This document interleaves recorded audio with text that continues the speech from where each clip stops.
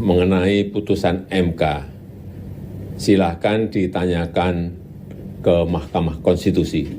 Ini kan manusia pecundang yang nggak ada bergunanya buat Republik ini. Saya belum tahu gunanya Anda buat Republik ini, saya belum pernah dapat loh. Pertama-tama, izinkan saya dalam kesempatan yang baik ini menyampaikan terima kasih.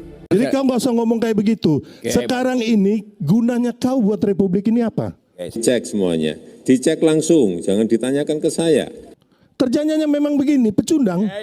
Tapi sudah mendekati, masih ada hal kecil, yang detail, yang tadi subuh saya ulangi cek lagi, sangat bagus.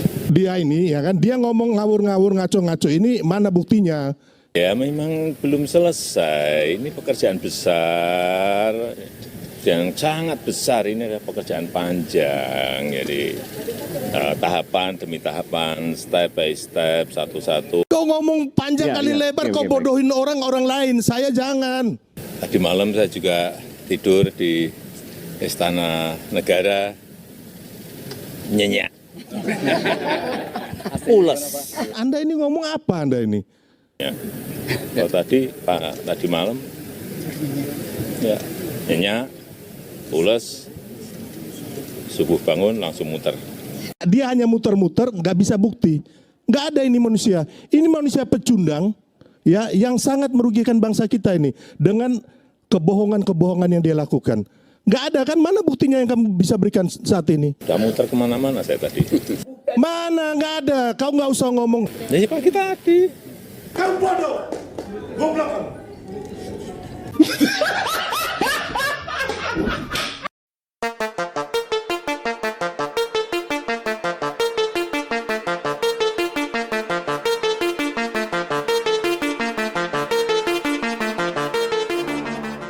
Dulu dipuji sekarang dicaci, itulah yang terjadi pada Mulyono. Berbagai penolakan dari kalangan aktivis di Nusa Tenggara Timur, NTT, terus bermunculan saat Presiden Joko Widodo berkunjung di sana. Seorang akademisi dan pengamat politik di Indonesia, Rocky Gerung turut memberikan pandangannya terkait fenomena tersebut.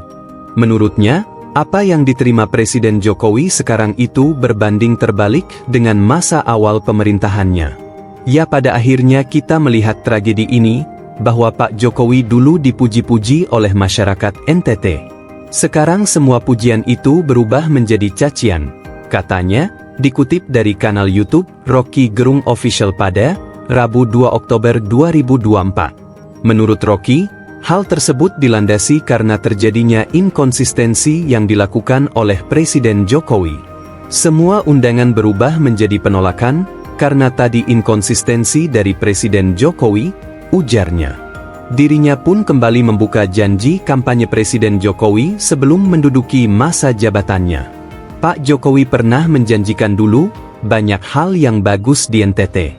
Suatu wilayah yang memang masih terbelakang itu, katanya. Namun, lanjutnya, Presiden Jokowi justru berpaling dan lebih memilih IKN daripada NTT. Dan kalau itu harus dipacu pembangunannya, jadi Pak Jokowi memilih IKN bukan NTT. Jadi masyarakat NTT mengingat dengan pikiran yang jujur bahwa Jokowi gagal di NTT, ungkapnya. Rocky pun menyayangkan inkonsistensi yang dilakukan oleh Presiden Jokowi. Hal ini karena selama 2 periode, sambungnya, mayoritas pendukung di NTT adalah Presiden Jokowi. Padahal itu hampir mayoritas pemilih di NTT selama 2 periode ada wilayah pendukung Pak Jokowi, terangnya. Dirinya pun memberikan gambaran yang telah terjadi kepada Presiden Jokowi. Jadi kita lihat seseorang yang pernah berjanji, lalu membatalkan janji atau mengalihkan janjinya pada ambisi dia sendiri, katanya.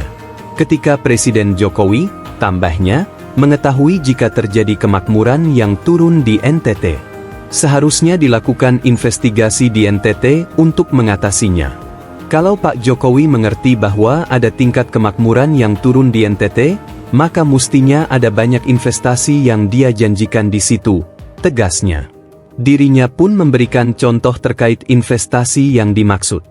Mulai dari food estate, pemulihan persawahan itu, macam-macam hal yang sebetulnya sudah dijanjikan dari awal, tambahnya.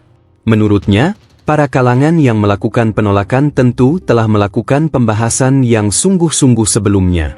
Jadi kalau hari ini kita lihat ada protes dari masyarakat NTT terutama kalangan muda, itu artinya ada pembahasan yang sungguh-sungguh dari teman-teman aktivis di NTT, ujarnya. Pengkajian yang begitu mendalam, tambahnya, dilakukan supaya para aktivis dapat mengutarakan kegagalan yang telah dilakukan Presiden Jokowi. Teman-teman aktivis di NTT untuk mengatakan bahwa Jokowi gagal dalam demokrasi, gagal dalam kemakmuran, gagal dalam keadilan, ungkapnya. Menurut Rocky, tidak ada yang bisa ditagih kepada seseorang yang hanya memakmurkan keluarganya semata. Kita mau tagih apa kepada seseorang yang akhirnya memilih memakmurkan keluarganya ketimbang rakyat yang dia janjikan, tambahnya. Dirinya pun menegaskan jika kejadian di NTT akan ada kemungkinan terulang kembali di daerah lain. Ini peristiwa yang tragis, dan akan berulang lagi di daerah lain itu, ucapnya. Penolakan yang dilakukan, sambungnya, oleh masyarakat NTT menunjukkan bahwa ada kejujuran yang dilakukan. Jadi Pak Jokowi kalau ditolak dari masyarakat NTT, itu artinya ditolak dari hati nurani dan kejujuran itu, ujarnya. Menurut Rocky, masyarakat NTT memiliki pemahaman tentang hukum-hukum langit yang tidak boleh dilanggar ataupun dirusak. Masyarakat NTT punya pemahaman bahwa semesta itu bekerja melalui hukum-hukum langit, dan kalau melanggar hukum langit itu artinya ada hal yang dirusak di dalam perencanaan kebijakan itu, ucapnya.